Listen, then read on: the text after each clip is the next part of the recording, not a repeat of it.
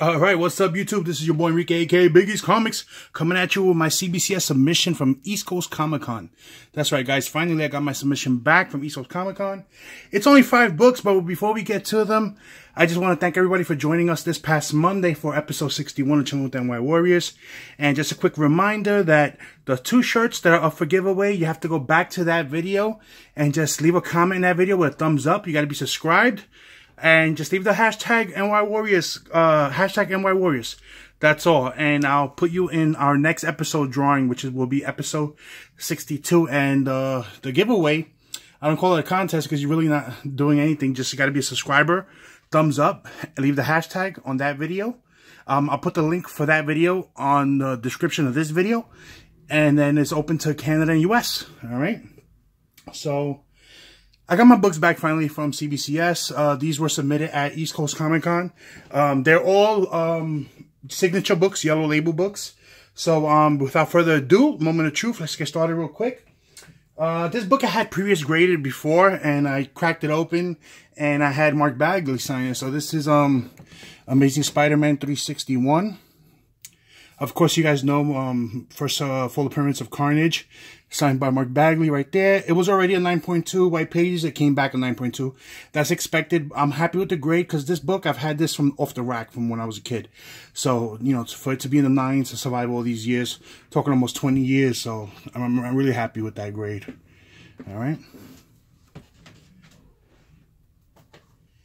Next,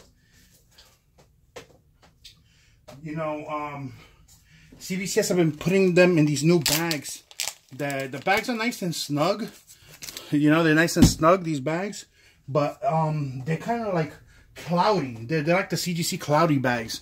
So I don't really like them, you know. So I'm going to remove them and put them in my own. So this is Avengers 51. This is a Silver Age book from 1968. Came back a 7.0 off white to white pages. And this one is signed by Roy Thomas, you know. It's not really a key, but it's just a beautiful cover. Oh, it's also signed by Joe Sinnott right there, if you could tell. You know, so it's double signed. Joe Sinnott did, of course, he did the inks in this. Roy Thomas was the editor in this book, so I got both of them on there. And anytime you could get a Silver Age book for a 7.0 or higher, I think that's phenomenal. It's a great grade. Next, we got this book. This next book, I originally got it from the Doom 143. So shout out to him. He has sent it to me. I think he had an auction a while back, and I ended up buying a book, and then he sent some extras. You know how he always does that. So shout out to him. Beautiful book. I love the cover. I had E-Rod press and clean it, and we got it signed this past year at East Coast Comic Con, and it came back on 9.0 white pages. So this book is from 1973, so that's awesome.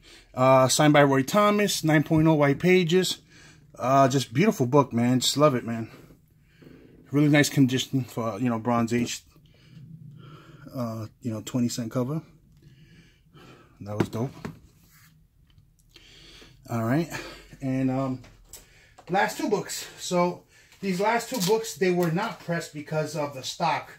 On the book, the type of book, you know, the square binding. I didn't want to squeeze this binding, you know, the binding on it, and I felt that they were between a 9.6 and a 9.8, and they came back. You can see, I wasn't too wrong. Came back a 9.6. So this is my Thanos Quest. You guys that have been following me for a long time know this is one of my favorite story arcs. Way before the movie, I've been showing these books since I started YouTube 3 years ago. It came back on 9.6 white pages. Got it signed by John Sterling and Jim Sterling, sorry, and John Beatty. So it came back on 9.6. Then of course, that's book 1.